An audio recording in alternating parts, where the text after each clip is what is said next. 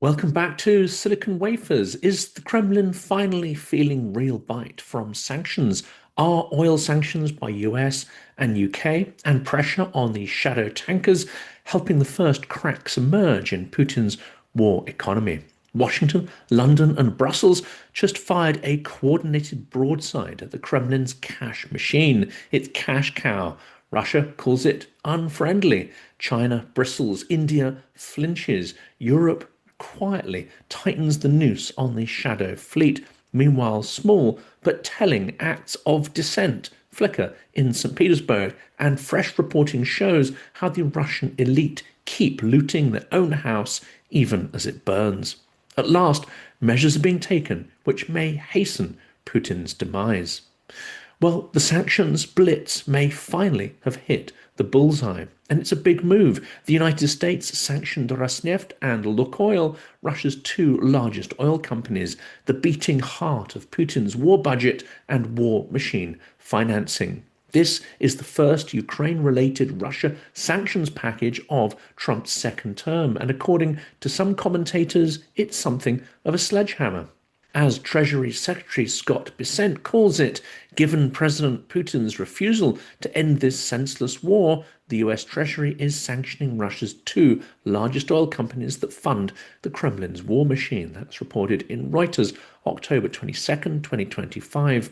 Analysts note this can't be a one-off. Former State Department sanctions lead Edward Fishman warned this can't just be one and done. The real test is whether the US now threatens anyone still doing business with those giants, those two giant Russian oil companies. That's according to Reuters. But there is another test, and that is whether Trump wobbles during the anticipated 4-week implementation window for the sanctions to take effect, and whether these sanctions will be tightened further down the line or loosened.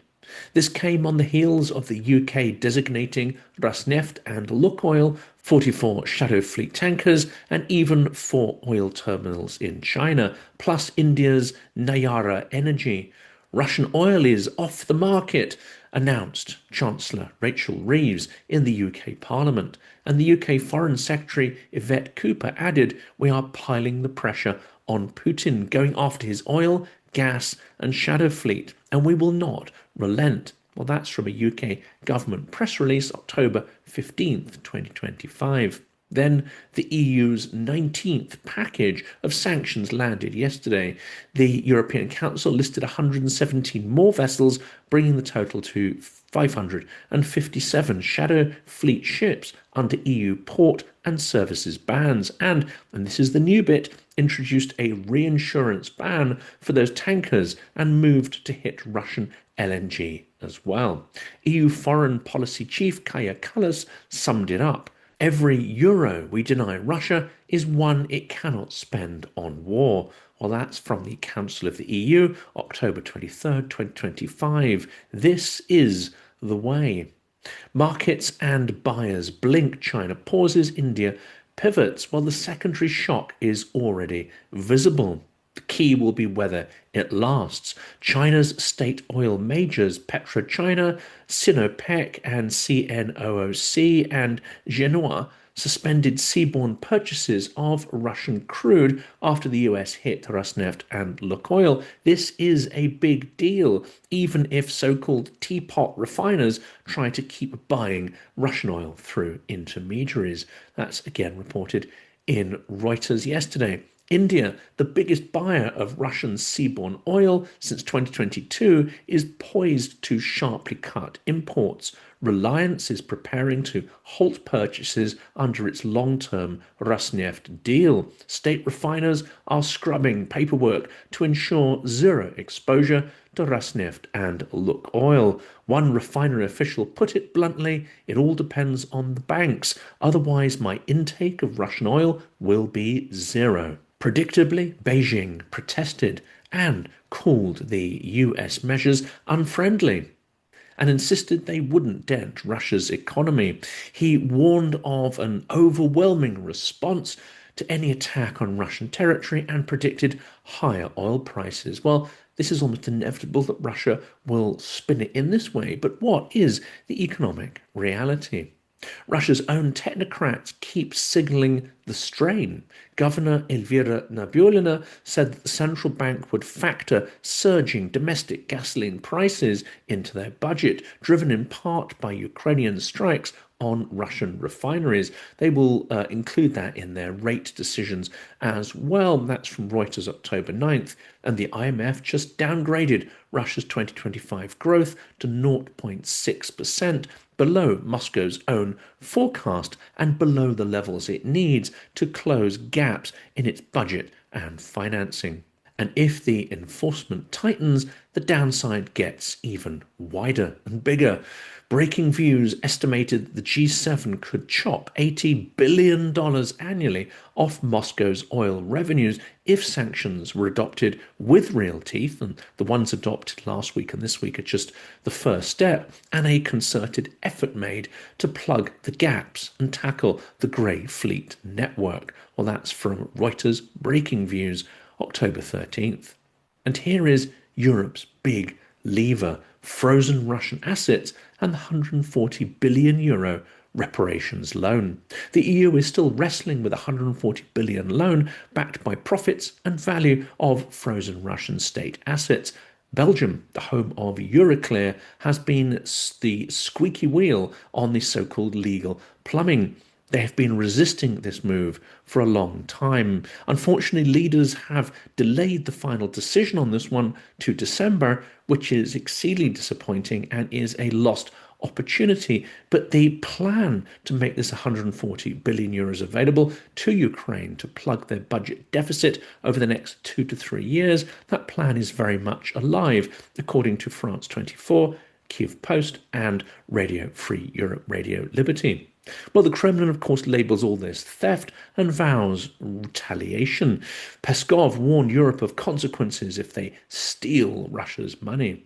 And Moscow threatens counter-sanctions and tit-for-tat seizures. That's from Reuters, October 1st and September 15th.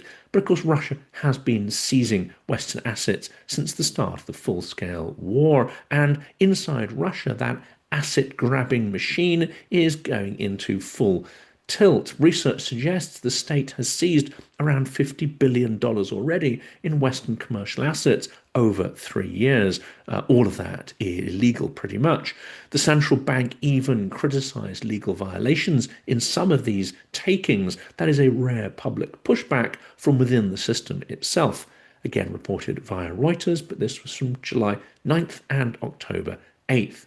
So are we seeing cracks in the edifice, protests, elite jitters, and rumours of large-scale corruption? In St. Petersburg, small protests singing anti-regime songs on the one hand, and on the other by wives and mothers of mobilized soldiers, have surfaced after a few years of practically no visible sign of opposition to Putin's regime or the war in the two largest cities. The latest action, singing "I Want My Husband Back" and reading letters from mobilized soldiers, well, that triggered detentions as police yanked the banners that read "Bring them home." That's reported in The Independent, October 16th. Of course, Ukrainians might note with some sarcasm that the banners and slogans don't say, "I don't want my husband to be a murderer," but simply call for their return from the army after their contracted periods expire. So is that sign of bravery on the part of the protesters, or is it an indication of a weakening despot and his power to instill fear? A regime that's slightly less sure of itself? Both can be true. But of course, the security state still bites. It is still terrifying. And as it gets more brittle and vulnerable, it may increase the repression and violence against any dissent. Inside the elite, the messaging discipline cracks occasionally. The Washington Post reported signs of inner circle anxiety over the war's trajectory and the bite of sanctions. Even in official channels, arguments over the pace and legality of asset seizures, that is, Western commercial assets, have been openly expressed. See the central bank's complaint over minority shareholder rights. That's from October 8th, Reuters. On corruption, the courts handed ex-Deputy Defense Minister Timur Ivanov a 13-year sentence this summer, symbolic of the systemic rot in the wartime contracting process.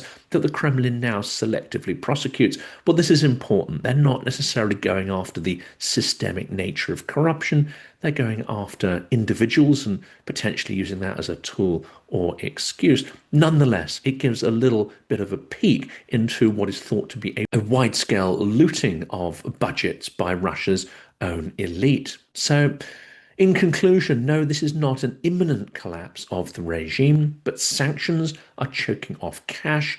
They are threatening the shadow fleet, creating friction for that, which slows down exports and revenue. And of course, we have this evidence of insider enrichment, that is rampant corruption. All of these things combined erode Moscow's military potential. Putin says he won't bow to pressure and sanctions.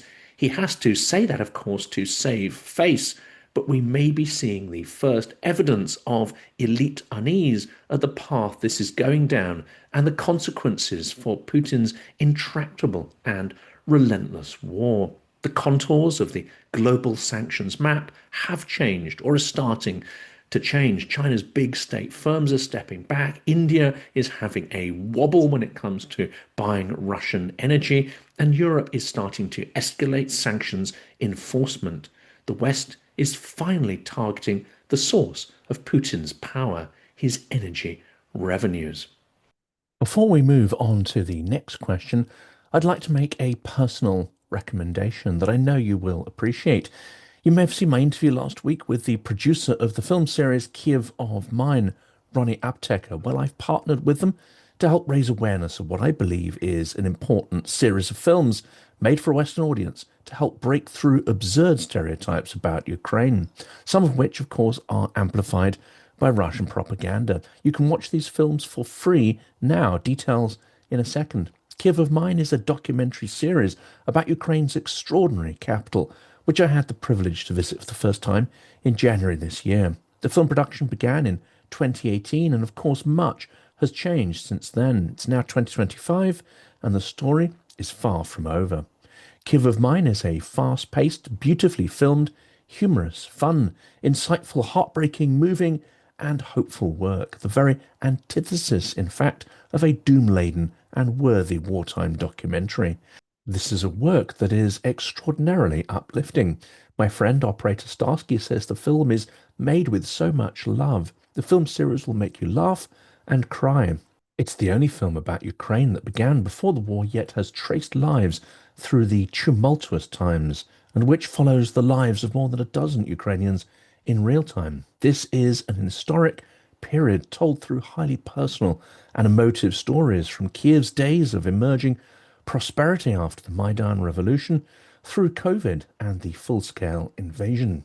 This film is a breath of fresh air. Ukraine deserves a better conversation in the world, one that isn't centered around war, says Jolyon Ellis, filmmaker on Kiev of Mine. It's hard not to argue with that, and the filmmakers have fully delivered on this promise. This is essential watching for anyone who calls themselves pro-Ukrainian, but I think it's also vital to get friends, colleagues, and family to watch it too, because the reality is few people have a vivid impression of Ukraine or any direct connection with its people. War is inhumane and abstract. Building an alternative perception is essential for engaging the world with the importance of Ukraine's struggle. A final word from our partners, the makers of Kiev of Mine. All three films are now available to watch for free on YouTube. Please check out the links to the dedicated website, which tells you more about the film, its subjects, and the filmmakers. Also in the description is a link to the YouTube channel where you can watch the films now. Do let us know in the comments what you think of them and if they inspire you as much as they have inspired me.